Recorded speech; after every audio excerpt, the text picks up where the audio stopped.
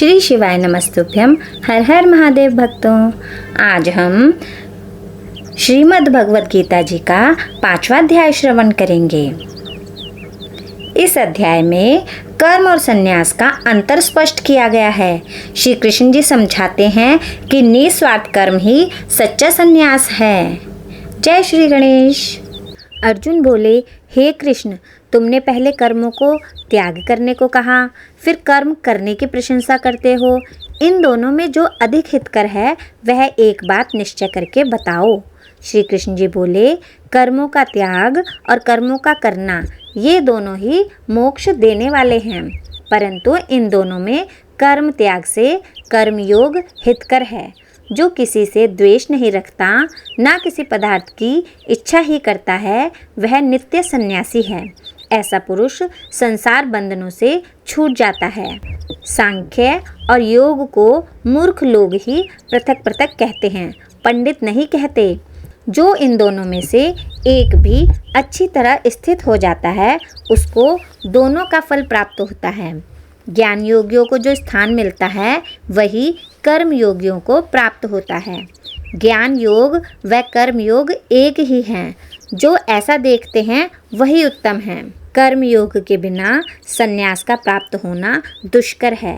कर्म करने वाले मुनिजन को ब्रह्म प्राप्त होने में विलंब नहीं लगता।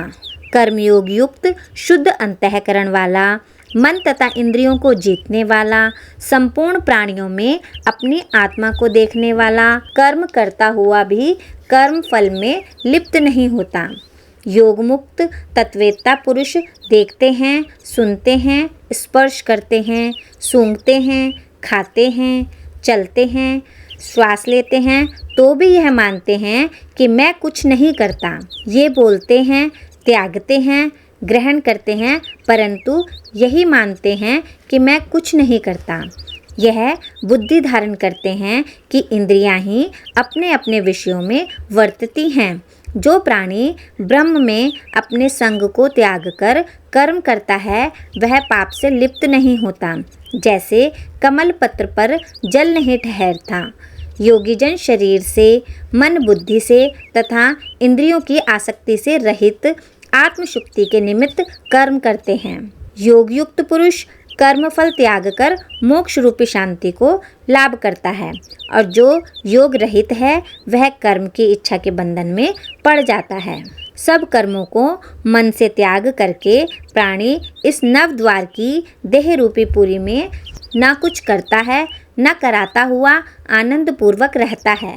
परमेश्वर किसी कर्म में प्रवृत्त नहीं करता, कर्म और कर्मफल को उत्पन्न नहीं करता।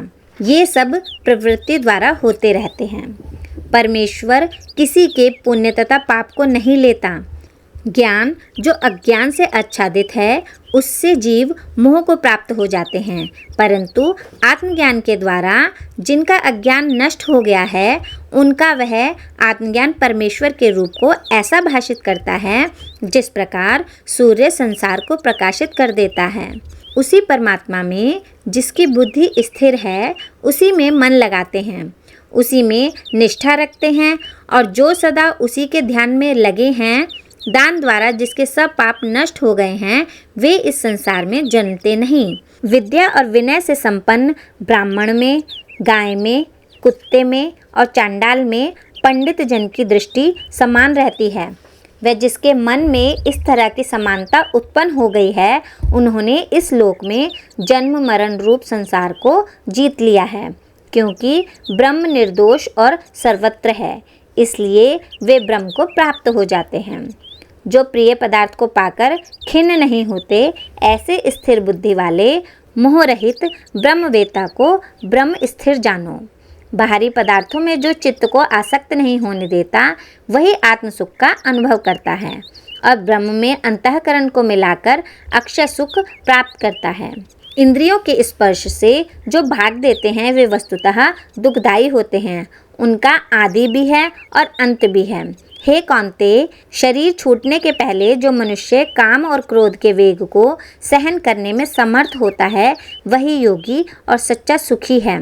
जो योगी आत्म सुख से सुखी, अंतरात्मा के आनंद से आनंदित और अंतर ज्योति से ही प्रकाशित है, वह ब्रह्म रूप होकर ब्रह्म निर्वाण को प्राप्त होता है।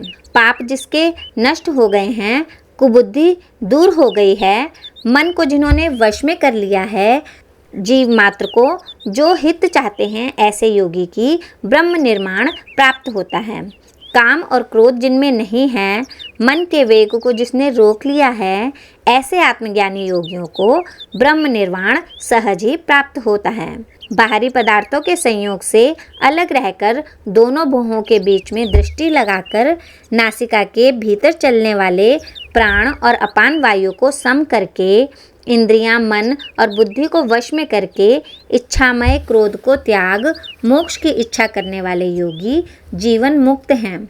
जो मुझको सब यज्ञों और तपों का भोक्ता, संपूर्ण लोकों का स्वामी और सब प्राणियों का मित्र जानते हैं, उन्हीं को शांति प्राप्त होती है। इस प्रकार श्रीमद् भगवद गीता जी का 5वां अध्याय संपूर्ण हुआ।